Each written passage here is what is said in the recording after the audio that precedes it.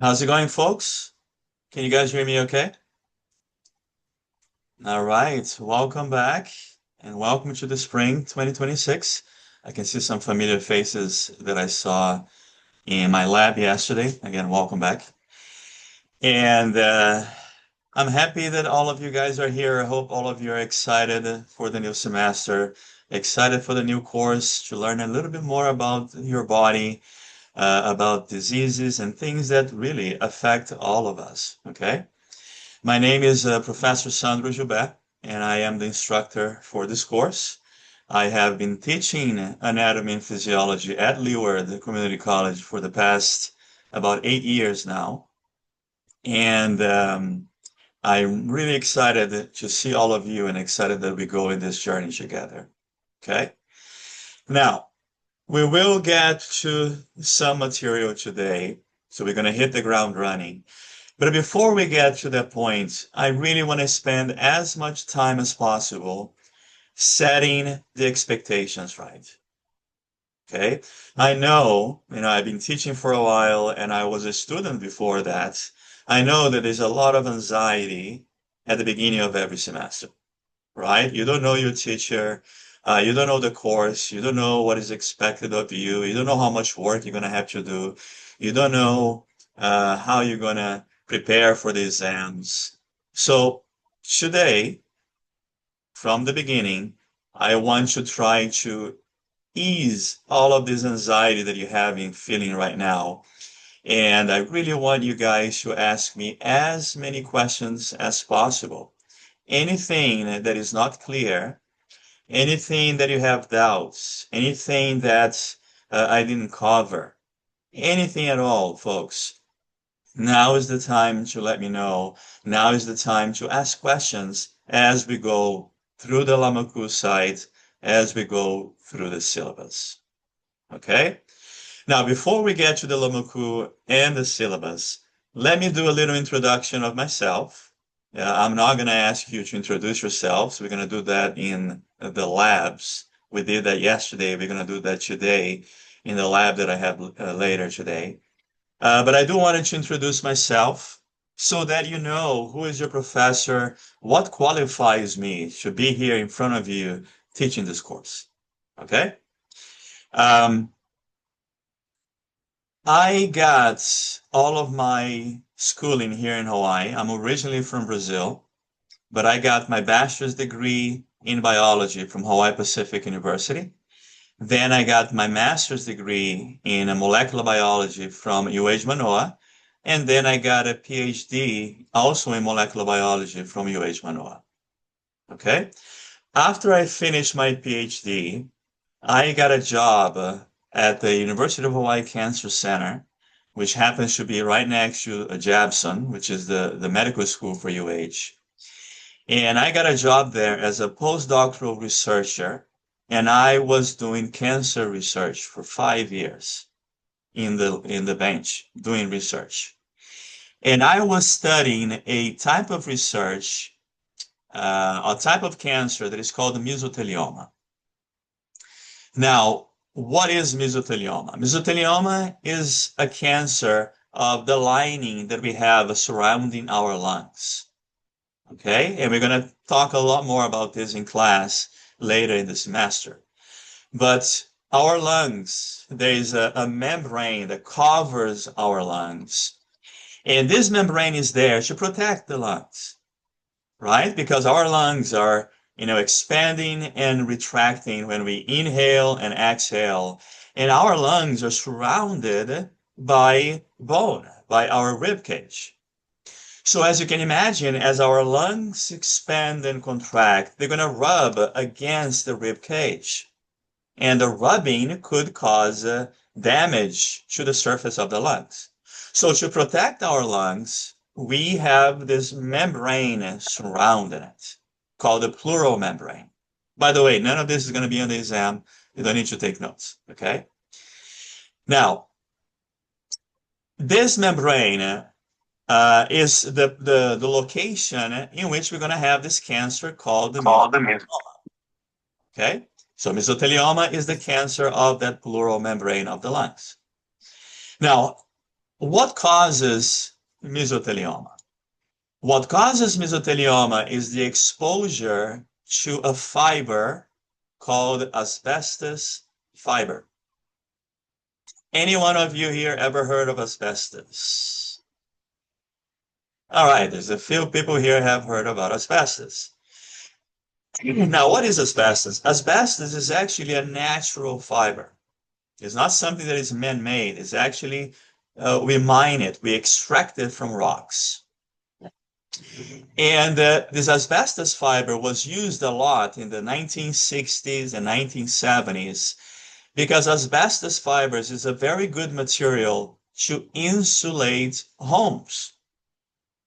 So we can use the material to soundproof our home. So we're going to find it in the walls, in your drywall. You're going to find the surrounding pipes. You're going to find it in the ceiling. If you look up your home and you have the popcorn ceiling, the texture ceiling, and your home was built prior to the 1980s, you don't want to touch that stuff because most likely there is asbestos fibers in there.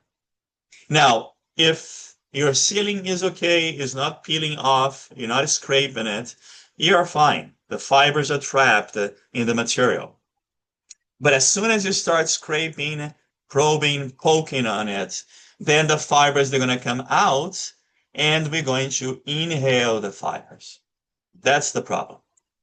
Once you inhale the fibers, that fiber is going to go through our respiratory system and they are going to get trapped in the pleural membrane surrounding the lungs. Now, once the fiber gets to the pleural membrane, what happens is that our immune system, our immune cells, they're going to go in and they're going to try to destroy the fiber, get rid of the fiber. But the immune cells can't do that because the fiber is too tough. So what happens? That leads to chronic inflammation. So now we have chronic inflammation of the tissue surrounding the lungs. And guys, chronic inflammation is one of the hallmarks of cancer. Several different cancers out there, they are caused by chronic inflammation. Let me give you some examples. Breast cancer, prostate cancer, liver cancer. Okay, they're all caused by chronic inflammation. So now that we have this chronic inflammation in the membrane surrounding the lungs, that is going to give a chance to the cells to transform into a cancer cell, leading to mesothelioma. Okay?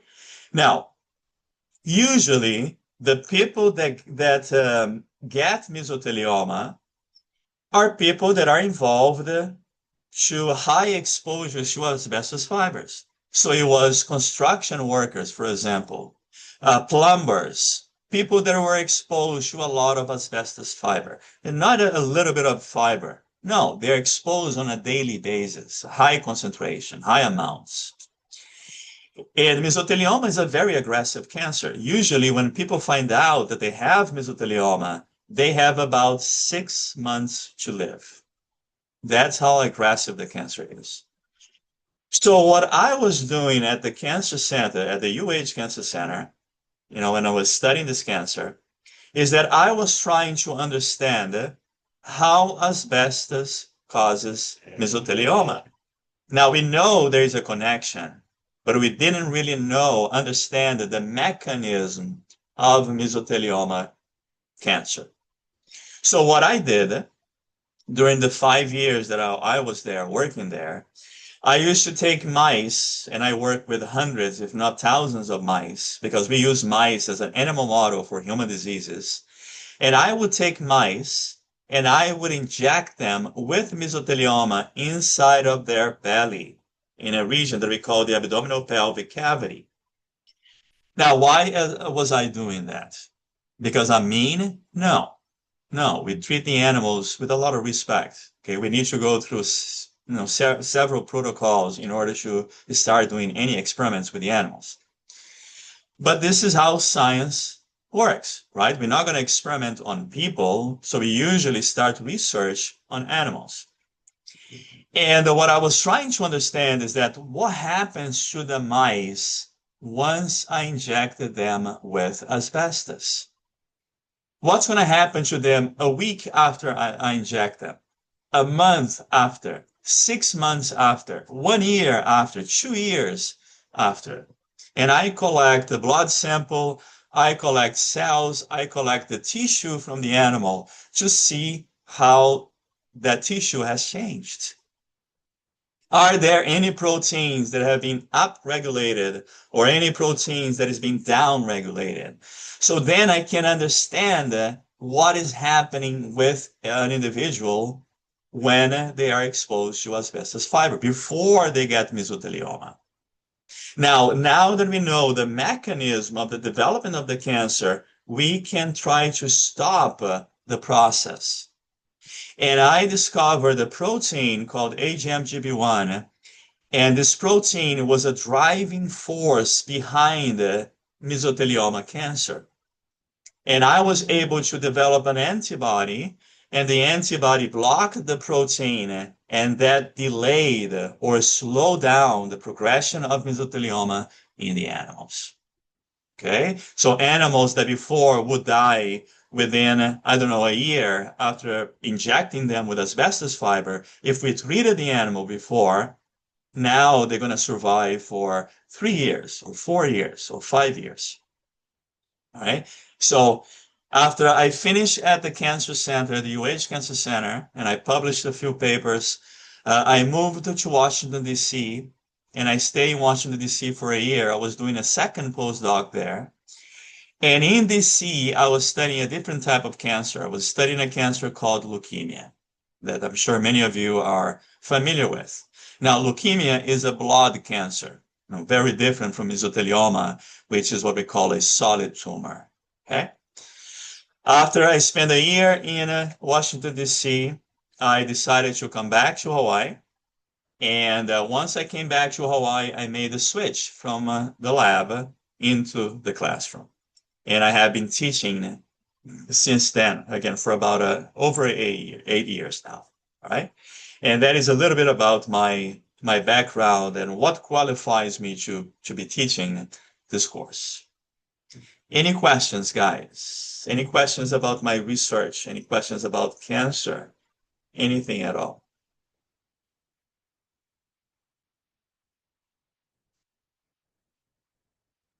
All right.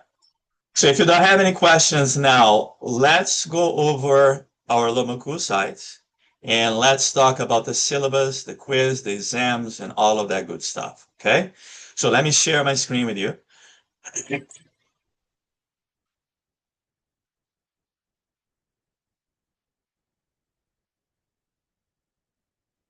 All right, so this is our Lamaku site, and I hope that all of you had a chance to browse through the Lamaku and poke around a little bit.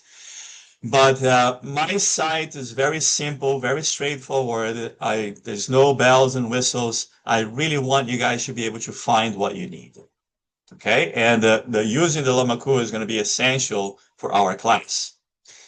Now, when you click on that link to go into our course, that's where you're going to land. This is our landing page right here. What I want you guys to do, I want you to click on the content right there. And you're going to see here on the left-hand side, there are several links. Okay, a course overview, course schedule, important resources, and then we have all these week tabs right here. From week 1, that starts today, until week 18, which is our finals week, the final exam. Everything is organized for you by week. So you don't have to click around and look around to find what you need for this class. All you have to do is go to the link for the week that we are, and you're going to find everything in there. Okay, so right here, let's start with the course overview. What is this course overview? The course overview is like a mini syllabus. So you're going to find a lot of crucial, a lot of important information right there, easy for you to find in the course overview. What type of information you're going to find here, folks? You're going to find my contact information, for example, and my email address is sandro@hawaii.edu. Very easy. Guys, this is the way to communicate with me.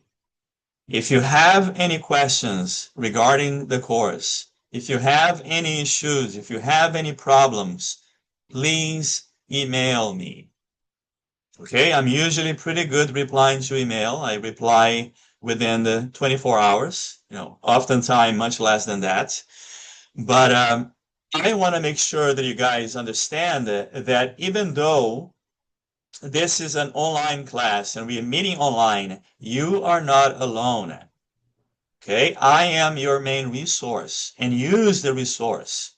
Don't let things slide by, and just suffer alone. No, rope me in, let me know what's going on, communicate with me, folks. I am here to help you. Okay, I am the main resource that you have for this course, and I'm available. Look, if I can solve your problem through email, I'm going to do that. Otherwise, we can set up a Zoom meeting. A time that is going to work for you is going to work for me, and we can go, meet through Zoom and discuss whatever is that you need to solve. Okay? So I want you to understand that you're not alone. I'm here to help you. What else you're going to find here?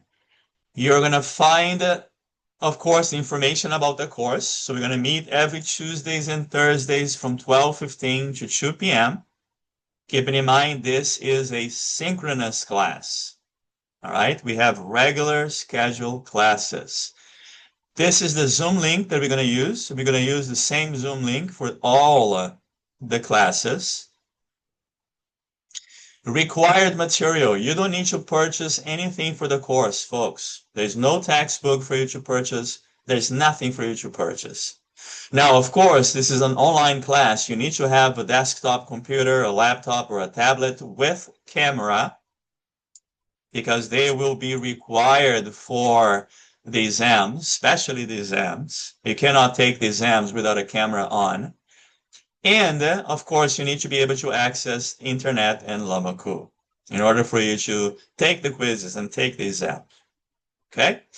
There's some optional material here. There is this website that is hosted by KCC, the Kapiolani Community College, in which they have pictures of human models, the skeletal system, the muscular system, the brain, the ears, the eyes.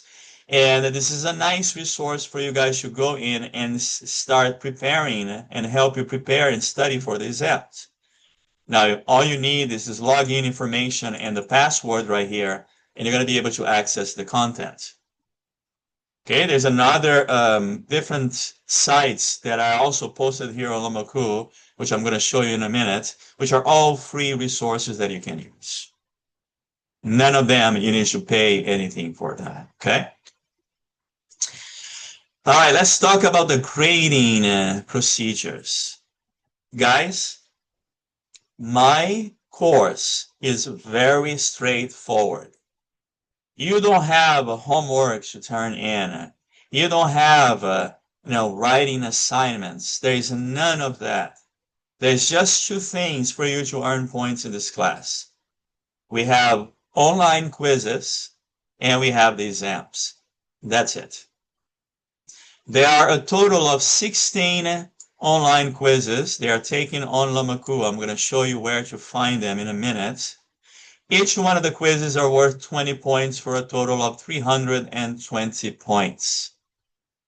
Guys, these quizzes are open book. You can use any resource that you want. I don't care what you use to take the quizzes.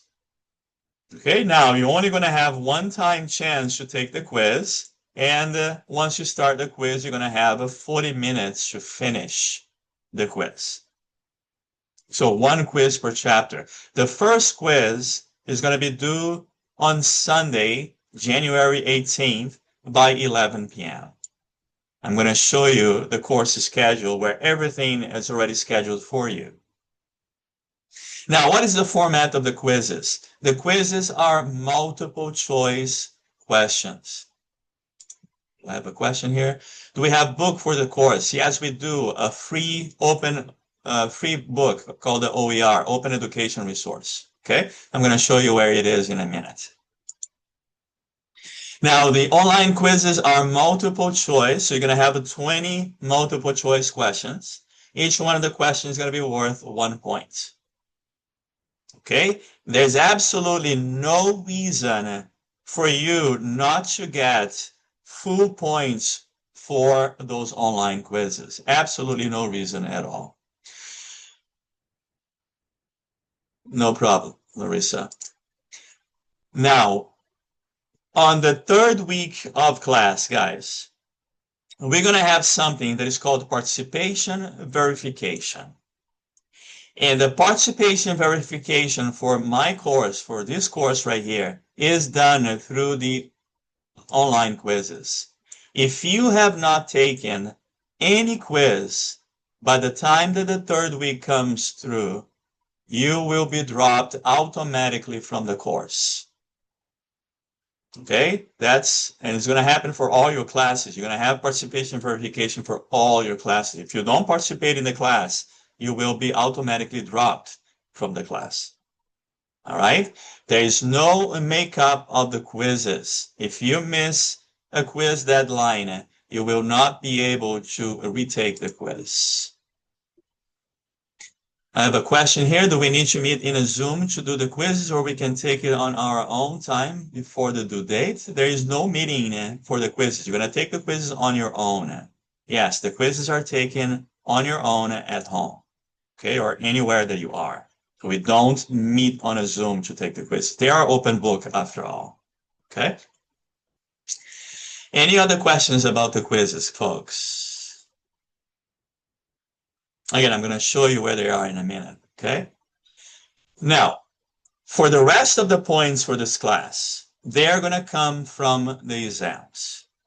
We have 4 regular exams, and we have a final. I have a question here. Are the quizzes timed? Yes, they are timed, 40 minutes. So you have 40 minutes to take the quizzes, okay? Now, so we have these 4 regular exams, also what I call the midterm exams. Each one of them is worth 100 points. And we're going to have 1 final exam, and the final exam is worth 80 points. Different from the quizzes, the exams are closed book, and the exams are proctored by me. How do I proctor the exams? The way that I proctor the exams is you having your camera on. If you don't have your camera on the day of the exam, you cannot take the exam. Okay, and the exams, they're going to be taken during our regular class time. So on the day of the exam, we don't have a class. On that day, you're going to be taking the exam, all of us together at the same time. And again, the exams are closed book, which means that no Google, no internet, no chat GPT. You're going to have a 1 hour and 15 minutes to take the exams, the regular exams. And for the final exam, you're going to have 1 hour. Okay. I have a couple of questions here. For the exams, does our microphone need to be on as well? No, you don't need the microphones on for the exam. Are there retakes available for the quizzes? No, there are no retakes available for the quizzes. There's only one time to take. Is there extra credit opportunities? No, there are no extra credit opportunities. Okay. That being said, you are getting extra points for attendance. Every time that you attend the class, you're going to get 2 points for that attendance. So you're going to get points just for showing up. And that is going to add up. By the end of the semester, it's going to be usually around 50 points that you can earn just from attending the classes. How do I take attendance? The way that I take attendance is just after the class is done, I'll go through Zoom, and in Zoom, I can see everybody that is actually logged onto the class. This is how I keep track of attendance, okay? I have a question here. Do the amount of questions vary on the exams? So the way that the regular exams are, guys, is that you're going to have half of the exam is going to be multiple choice. So you're going to have 25 questions, multiple choice questions. Each one of them is going to be worth 2 points. So for a total of 50 points. And the rest of the exam is going to include some short answer, short essay questions, and labeling questions as well. Okay, so they're usually about, so you have 25 multiple choice questions and then about 10 or so regular questions or short answer, essay, or labeling questions, which is going to be the other half of the exam. All right. Now, as I said before, you must have your camera on while taking the exams. If you don't have your camera on, you will not be able to take the exam. And the exams are closed book, meaning that you are not allowed to take the exam with a classmate or share or receive information about the exams. Also, very important, I need everybody's attention here, please. I use a plagiarism software when I am grading the exams. And if the software picks up plagiarized answer from the internet or from ChatGPT, it will let me know, and you are going to get a 0 for the entire exam, not just the question that you plagiarized, but the entire exam. Let me tell you, it happens every semester. Every semester, I catch people plagiarizing answers on the exam from the internet or using AI tool to answer the questions, and they get an automatic 0, no questions asked. And if you get a 0 for an exam, folks, most likely you're going to fail this class with a 0. Okay? Don't let it happen. It's not worth it. It's not worth it. Because maybe it's a question that is worth 2 points, and then you copy and paste or you plagiarize or you use AI tools to answer, and then you're going to get a 0 for the entire exam. Right? How can questions be plagiarized if they are multiple choice? Zara, you're not listening carefully. Half of the exam is multiple choice. The other half is short answer, essay questions, and labeling questions. Okay? So there's a mixed format for the exams. The exams are not just multiple choice. The quizzes are multiple choice. The exams are not just multiple choice. Half is multiple choice. The other half is a different formats, okay? Do you lock out students for being late to class? Lock out? No, I don't lock out students for being late to class. No, you can still attend it. Any other questions, guys? Now, what about the final? So I just talked about the regular exams. What about the final? The final has a different format, folks. For the final exam, which is going to be all the way in during the finals week, I'm going to use questions from a file. I'm going to show you where the file is. That file is what we call the critical thinking questions. In that file, that again, you have access to it today. I'm going to show you where it is. In that file, there's about 20 critical thinking questions. I'm going to take 8 questions from those 20, and I'm going to use them for the final exam. Okay, so you already can start working on that final exam, and you must start working by start answering those questions in the critical thinking file. I'm not going to answer them for you. That is your job. You're going to do some research, you're going to answer those questions, and you're going to have them ready for that final exam. Okay, because again, I'm going to use 8 of those questions for the final exam. You don't know which 8 I'm going to be using. So you need to answer all of them on your own.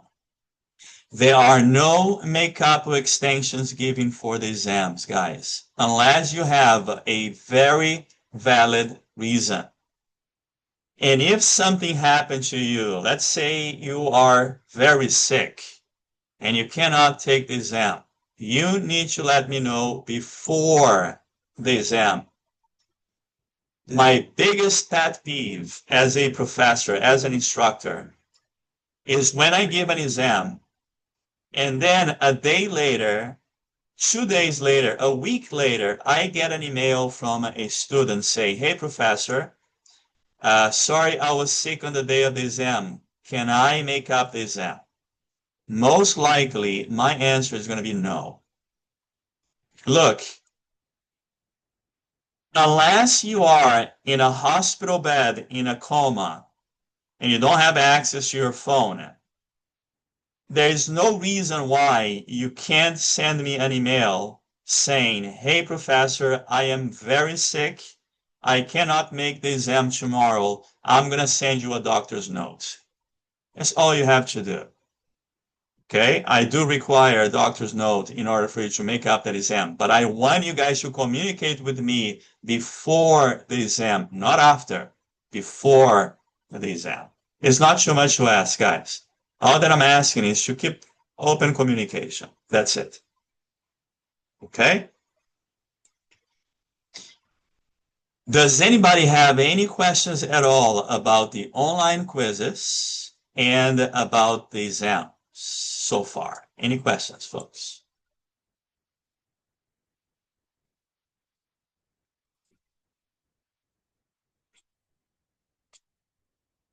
All right. So let's get back all the way up here on the left-hand side. And now I want to go over what we call the important resources tab right here. So let's click on that. Right here, you're going to find a course learning outcome. Basically is what do you need to know by the end of the semester. Okay. You have an online course tools. Let's click on that.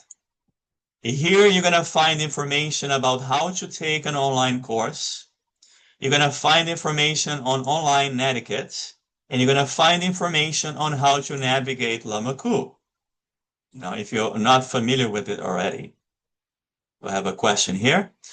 Are there any patterns we need to look out for in our writing part of our exams with us? It doesn't show as plagiarized or that hasn't happened before.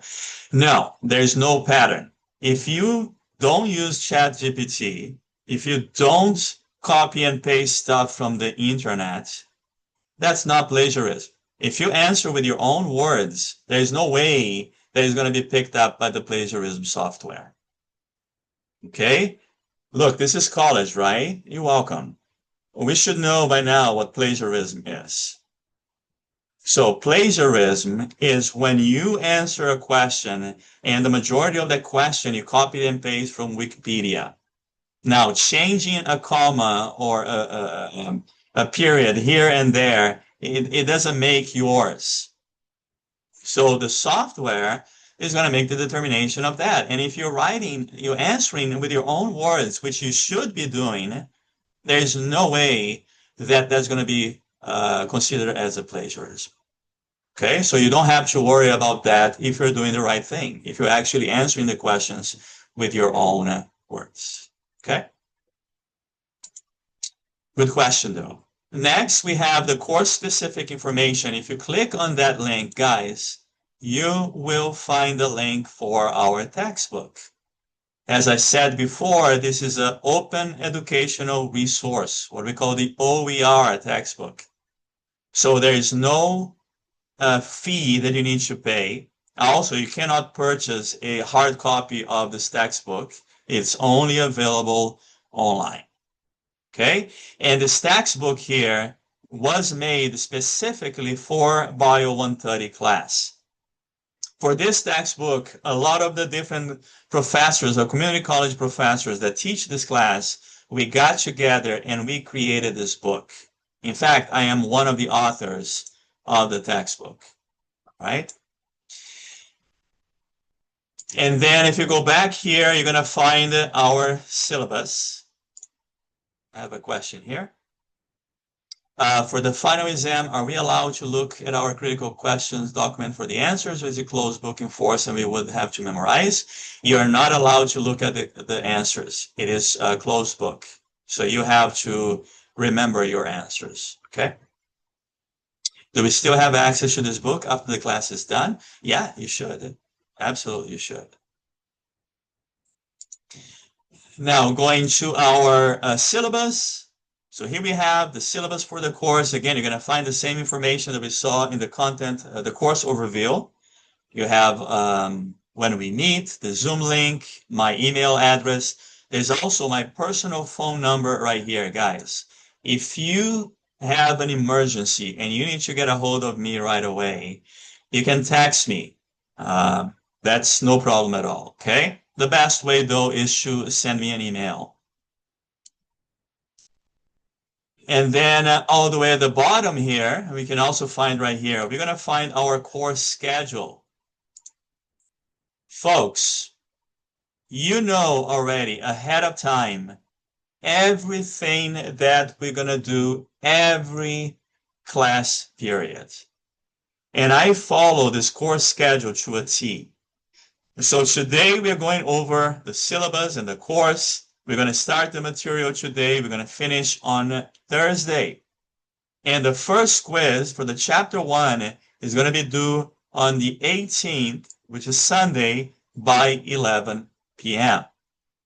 Now, you can see that most of the quizzes are due on a Sunday night, with a few exceptions. For example, the quiz for chapter 4 is due on a Wednesday night. Why? Because on Thursday, the 5th of February, we're going to have our first exam. So you need to have taken the quiz in order to take the exam.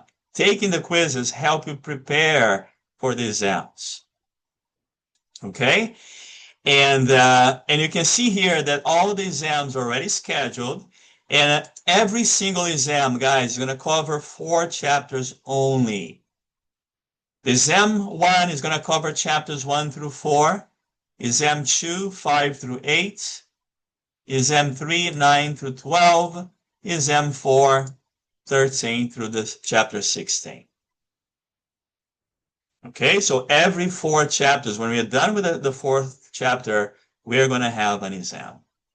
And then during the finals week, we are going to have our final exam. Okay?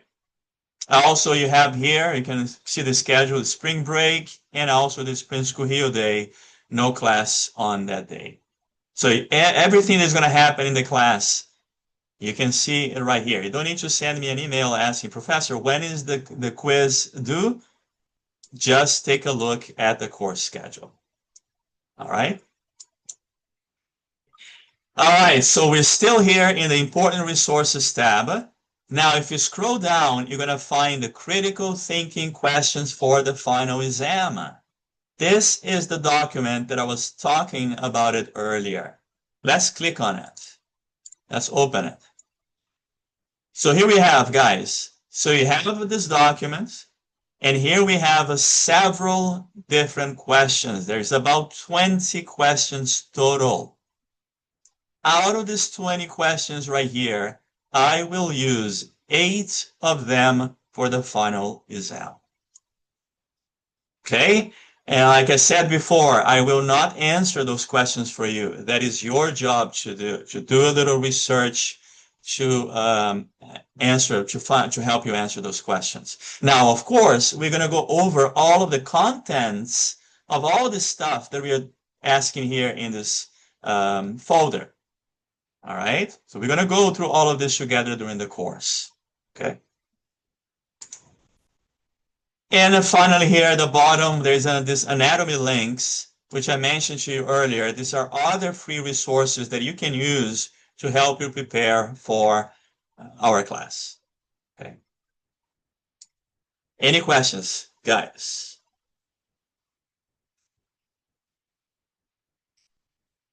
All right, so let's scroll down here. Again, we can see that everything is divided into different weeks from week 1 all the way through week 18. Let's click on the first week right here. Everything that you need is going to be distributed by week. Okay, so week 1, we're going to go over the human body, which is the first chapter. Right here, you're going to see the learning materials. Let's click on the learning materials. What do we find right here? In the learning materials, we're going to find an overview for that chapter. So there's going to be a little YouTube video introducing that topic. You're going to find the learning objectives for that chapter. You're going to find a little background reading for the chapter. And you're going to find different learning resources. You have the OER textbook that goes specifically through that chapter. So this is the chapter 1 right here. You're going to find the little key concepts that you need to know for each one of the chapters. So chapter 1, these are the topics that you need to know from that chapter. And most important resource that you have, guys, you have access to all the PowerPoint slides that I will go over in class. Okay, everything that I'll be discussing in class, you have access to those PowerPoint slides. And let me tell you something. The best way to prepare yourself for the exams is not reading the textbook. No.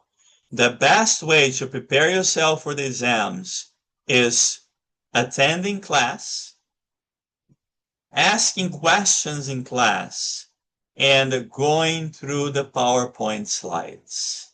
Because, guys, if it is something that I did not cover in class, you are not responsible for it. You will not see it in the exam. Look, human anatomy and physiology is a huge subject. I have to be selective what I'm going to cover, what I will not cover. I do not cover everything that is in the textbook. So what is the textbook for? The textbook is to help you go further into the subject that I have discussed in class if you have any questions about it. If I went through something in class and you still don't fully understand it, then you can take a look at the textbook, find that topic, and read further on that subject, on the topic. Okay? Because again, the most important resource is the PowerPoint slides and the lectures. By the way, I don't know if you noticed, but I am recording, and I will be recording every single lecture. And after we are done with the class today, I will take the recording and I'm going to upload to Lamaku. Okay, where will I upload the video recordings? right here. This is where you're going to find it. So for every week, you're going to have the recordings of the lecture for that week. Now, does that mean that you don't need to come to class? It's up to you. You're all adults. I'm not going to tell you that you need to come to class or not. Now, there's a bonus for coming attending class because you are going to get the attendance points. Again, 2 points for every class that you attended. And those points add up. That could be the difference between an A or a B, or between passing or failing this class. It's up to you. The ball is in your court. I'm not going to force you to come to class, okay? But you will get those 2 extra points for attendance. Also, right here within the week tabs, you're going to find the quiz for that specific chapter. So when we are done with this chapter, which we're going to be done with it on Thursday, so you're going to see here, it's going to open on Thursday, because we're going to finish the chapter on Thursday, and then it's going to be due Sunday night, the 18th, by 11 p.m. I said this before, I'm going to say it again. Do not miss the quizzes. I do not open the quizzes, reopen them if you miss them. You have several days to take the quizzes. There is no excuse not to take a quiz. Every semester I get emails from a student, professor, I forgot to take the quiz. I was working late. I was working too much. Look, I get it. We all have other responsibilities besides class. But I need to be fair and treat everybody equally. So if everybody else in the class had only until the 18th to take the quiz, I'm not going to make an exception to one student. I'm going to treat all of you equally, the same. Okay? Don't forget to take the quizzes. I will not reopen them. All right? And again, you're going to be able to find that information for each one of the weeks. So the entire course is mapped out for you and easily going to be able to find everything that you need just by looking at the week tabs.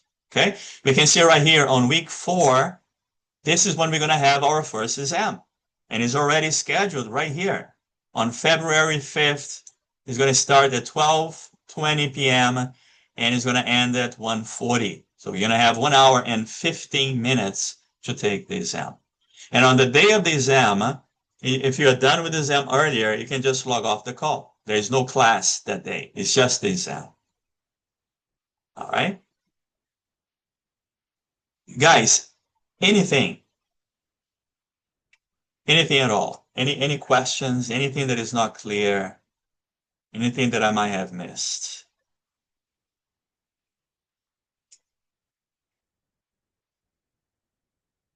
All right, so the other tab here that's important for you is, I would say, just the grades tab. And the grades tab here, you're going to be able to see your grade for the course. Now, the quizzes are graded automatically. As soon as you're done with the quiz, it's going to be graded.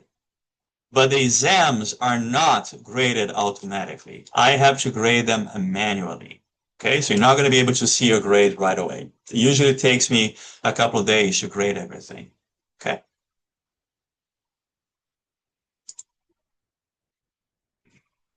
How are we feeling, folks? Simple enough? Any questions? I have one. Go ahead. Oh, not too important though. I Yes, think sir. when I was reading at a textbook or something, and I noticed a spelling error on a medical term that has infraction, but it's unspelled as infarction. I'm not sure if it's this Yes. one. No, Yeah, yeah, we are working on the textbooks. So this is something that we are constantly renewing. Editing is the editing part of the textbook. You're more than welcome to, if you find anything, you can send me an email with the page we number go. and the word, and I can take that to the group and we can do the editing on the textbook. Thank you. Okay. I had a question here on the chat. Will we get to see answers that we get wrong after the exam or quiz? Yes, you will. You will. Okay. Any other questions, guys? Questions, concerns, comments?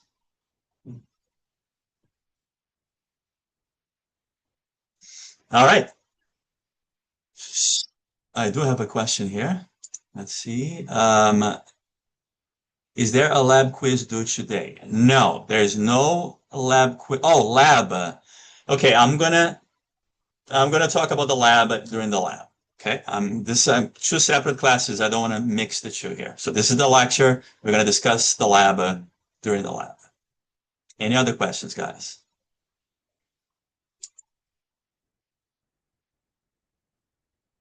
All right, folks. So we are done with all of that. Let's get into the material. So let me share my PowerPoint with you.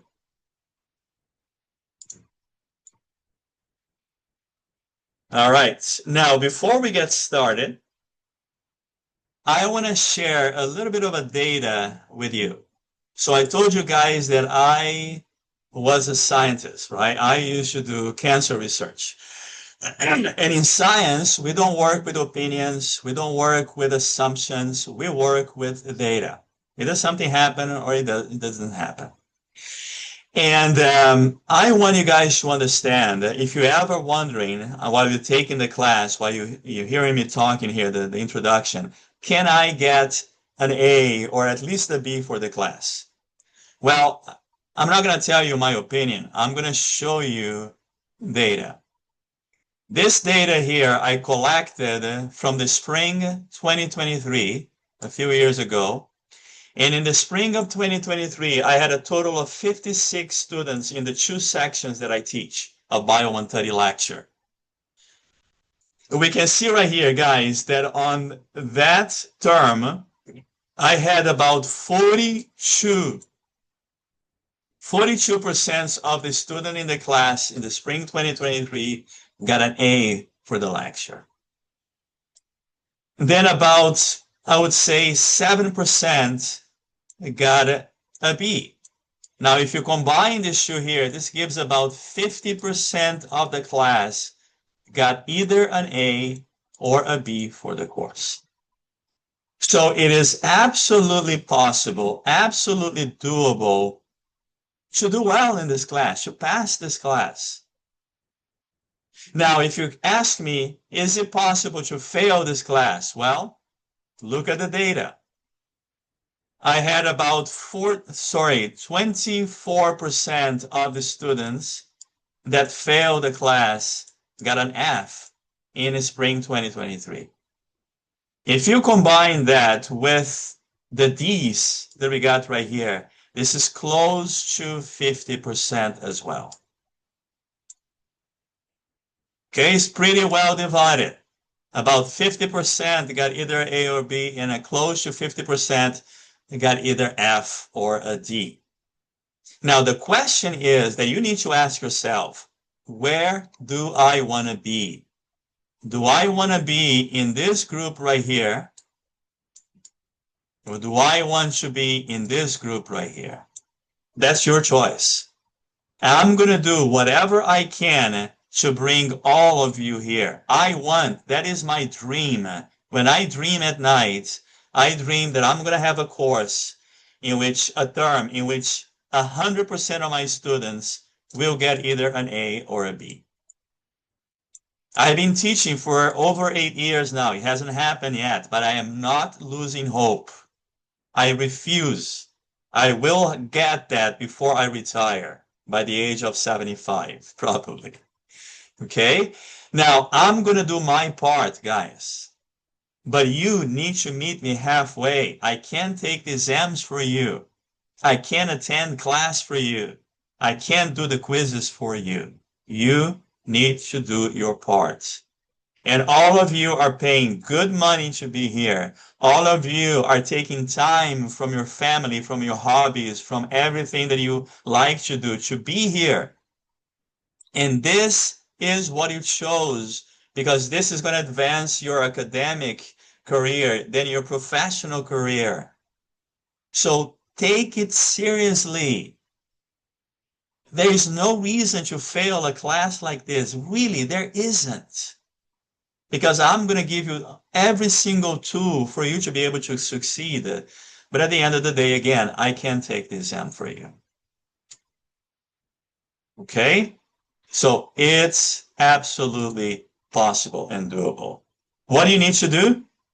Attend class. What do you need to do? Ask questions. There is study after study that have shown that the best way to learn something is to engage with the material, is what is called active learning, also called participant learning. It's not just you getting all this information being thrown at you and you sit there passively just trying to absorb all of that information. That is not the best way to learn. Now, when you engage with the material, when you ask questions, when you answer questions in class, you are helping your brain to get that information and the information gets stuck in your brain. That's how we do it. That is the secret. If there was a secret, just participate, engage, ask questions, answer the questions. Okay? Now, I want to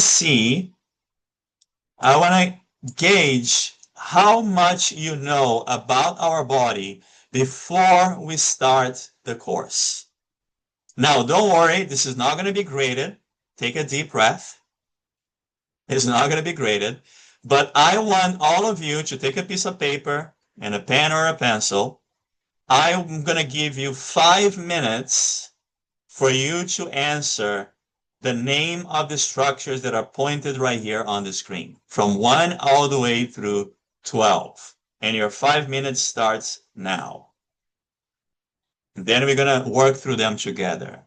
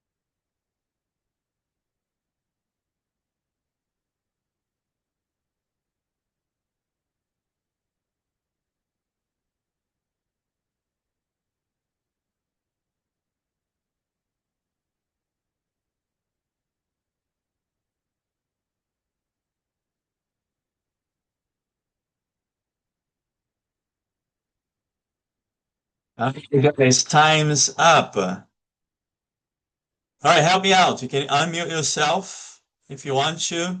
Can anybody tell me what is the name of structure number 1? Trachea? No, it's a good guess. Not the trachea, Esophagus. Voice Pharynx. not the esophagus. Pharynx? Pharynx. Pharynx? Actually, what is shown right here is what we call the thyroid cartilage. Okay, aka the Adam's apple right here. So this is a big cartilage that we have right there that is called the thyroid cartilage. All right, number 2. Tonsils? Wait, no. No, not the tonsils. Thyroid. The thyroid gland. So don't confuse the thyroid cartilage with the thyroid gland. And we're going to talk a lot about the thyroid gland when we discuss about the endocrine system. Number 3, Esophagus. the esophagus actually would be behind it in Trachea. our body. Trachea. The trachea, Trachea. that would be the trachea, okay? So the trachea is actually right in front of the esophagus. So we have to take the trachea out of the way in order to be able to see the esophagus. All right, guys, number 4, and be specific. Oh, is that like the covering for the lungs that you were No, talking about for the not the cancer? covering, no, but we have 2 of them. So which one is actually being pointed at here? The exterior lungs? No, more left lung? precise. Left lung, that's what I want to hear. Pleural cavity. Left Huh? lung. So it's the left lung. Now, I want to make a very important point here right now, that you guys need to take this today and carry that with you for the rest of the semester. We are bilateral animals. What does that mean, to be bilateral? It means that we have 2 sides. We have the left side and we have the right side. Okay, and several of the structures that we have in our body are also bilateral. We have 2 eyes, 2 ears, 2 nostrils, 2 arms, 2 lungs, 2 kidneys, 2 legs. Every time that I'm pointing to a bilateral structure, like the lungs here, for example, you need to also say if I'm pointing to the right or if I'm pointing to the left. Only the bilateral structures. Okay, if it is not bilateral, then you don't need to worry about right and left. But if it is bilateral, you need to tell me. So again, the appropriate answer here would be left lung. All right, number 5, guys. Easy one. Heart. Heart. Heart. The heart, absolutely. Number Cardiovascular system. 6. No, specifically it's just the heart, is just the organ. Now cardiovascular is the system, right? What about on number 6? Diaphragm? Diaphragm. Diaphragm, absolutely. This is a muscle, a voluntary muscle. We control it, which is very important for inhalation and exhalation. The reason why we can inhale and exhale is because we can contract and relax the diaphragm. Number 7. Stomach. Stomach, absolutely, which is found on the left upper quadrant. Number 8, a little difficult to see it here, is a little, Pancreas. not the pancreas, not the kidney, start with S. Spleen. Spleen. Spleen, yeah. Bingo. That is the spleen right there, which is right next to the stomach. Number 9, easy one. Oops. Liver. Liver, the Liver. big old liver. We can see how big that is. What about number 10 is a little pouch underneath the liver? Gallbladder. Gallbladder, excellent, excellent. This is where we actually store the bile that is produced by the liver. Number 11, which Large is this whole intestine. the large intestine, absolutely, which is actually made of several different sections. We're going to talk about that. It's made of what we call the cecum. We have the ascending colon, transverse colon, descending colon, and then sigmoid colon. And then number 12, very easy. Small intestine. this small intestine, which is also divided into 3 sections. We have the duodenum, the jejunum, and the ileum. Okay? How did you do? All right? Not too bad. All right. All right, guys, so let's get started here. We're going to look at, we're going to discuss and differentiate anatomy from physiology. If you ever wonder, why is this class called Human Anatomy and Physiology? What is anatomy? What is physiology? We're going to talk about the 11 organ systems that we have in our body. We're going to go over them pretty quickly today. We're going to talk about, go ahead, Larissa. I forgot the 8th one. Well, we're going to go through them.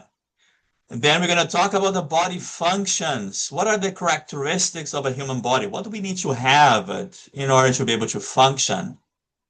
Guys, this is a big one right here. Homeostasis. Can anybody tell me what is homeostasis? I'm sure you heard. Yes, absolutely. Homeostasis means equilibrium, balance. And guys, this is what every organ in our body is trying to maintain. Every organ is trying to maintain a body homeostasis. If you ever wondered what is a simple definition of a disease, let me tell you. A disease is when our body is out of homeostasis and we are unable to bring it back to balance. Let me give you an example.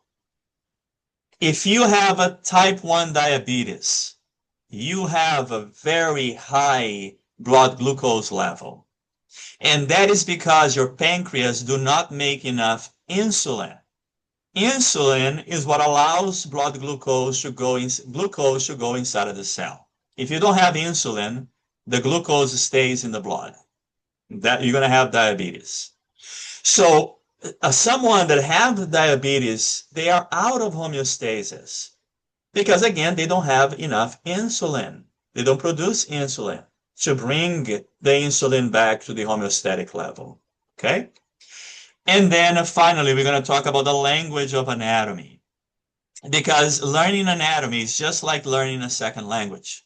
I don't know how many of you ever learned a second or a third language, but I can tell you, when I came to the US, I came to Hawaii, I spoke 0 English. I had to take English as a second language for 6 months before I had enough knowledge of English to start taking college classes. Okay? So learning a new language, it takes time, it takes effort. It's not something that you learn from one day to the other. All right? So let's define anatomy. Let's define physiology. What we're looking at right here at the top, we're looking at the different parts of the heart. And here we're looking at different bones of the skeletal system. Right here at the bottom, we can see what it looks like an ECG or an EKG, which stands for an electrocardiogram. Here we can see this little cool dude just walking around the neighborhood. Now, guys, these figures right here on top, they are showing us the human anatomy. Anatomy is the study of the structure. When you name different bones, when you name different muscles, when you look at the parts of the heart, the parts of the brain, you are studying anatomy. Physiology is the function of those organs. When you learn how the heart works, how the heart beats, and it beats through electrical impulses going through the cardiac muscle, when we learn about how the body moves, we are learning about physiology, which is function. Okay, so that's the difference between the two. Now, if the anatomy breaks down, the physiology will stop. So function is dependent on structure. Let me give you some examples here. You know, one of the functions of our bones is to provide attachment for the skeletal muscle, right? So that we can have a movement. If we break a bone, guys, movement is going to be impaired, is going to be compromised. What is the function of our heart? The function of our heart is to pump blood and distribute oxygen all over the body. If you have a myocardial infarction, which is a